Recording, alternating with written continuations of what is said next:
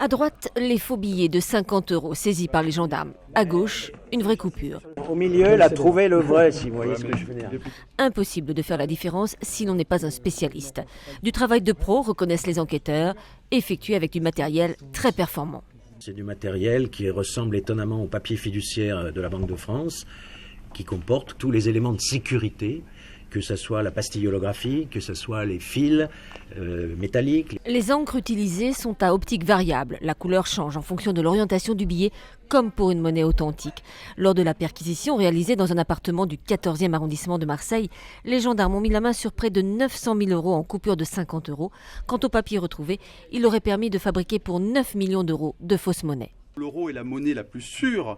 Il y a aujourd'hui 13 milliards de coupures d'euros en circulation et on estime au plus à 2 millions environ le nombre de billets contrefaisants. Imaginez demain 8 à 9 millions d'euros faux mis sur le marché en région PACA ou au-delà. C'était effectivement un préjudice considérable.